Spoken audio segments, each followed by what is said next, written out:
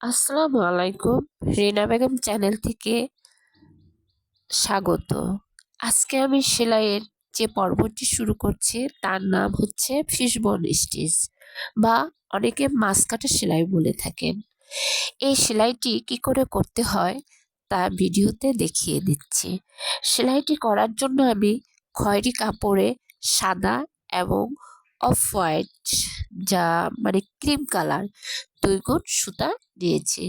সেলাইটি কিভাবে করছি আপনারা যদি একটু ভিডিওতে খেয়াল করেন তাহলে খুব সহজে আপনারা এই সেলাইটি করতে পারবেন।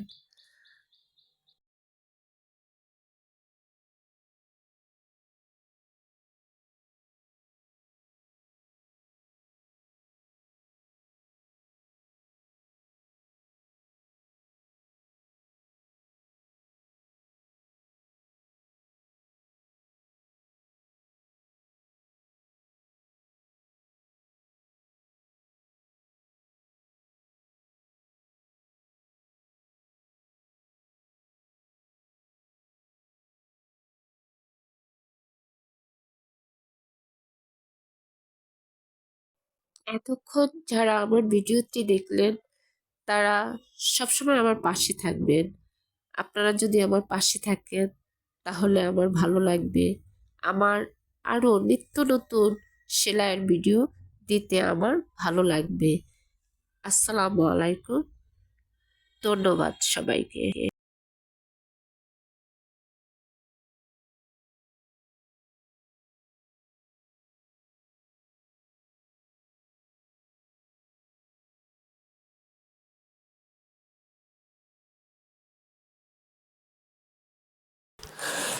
একবার দুইজন খুব ভালো বন্ধু একসাথে মরুভূমির মধ্য দিয়ে যাচ্ছিল।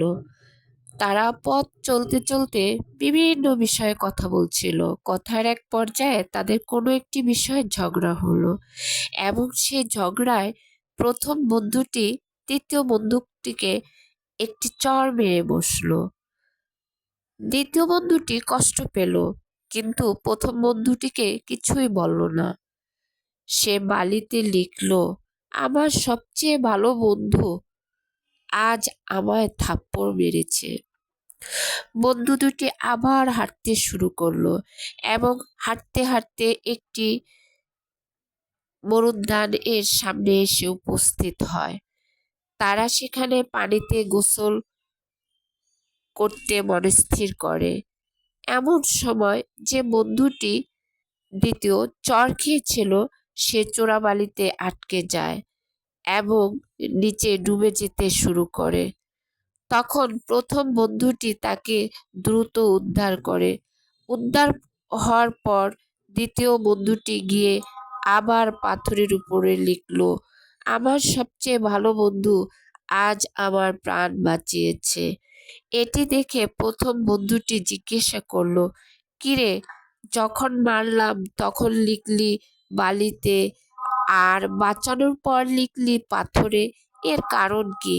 তখন দ্বিতীয় বন্ধুটি উত্তর দিল, যখন আমাদের কেউ কষ্ট দেয় সেটা বালিতে লেখা উচিত, যাতে ভালোবাসা ও মায়ার বাতাস তা মুছে ফেলতে পারে। কিন্তু যখন কেউ আমাদের উপকার করে সেটা পাথরে খোদাই করে রাখতে হয়, যাতে কোনো কিছুই সেটা বুঝতে না পারে।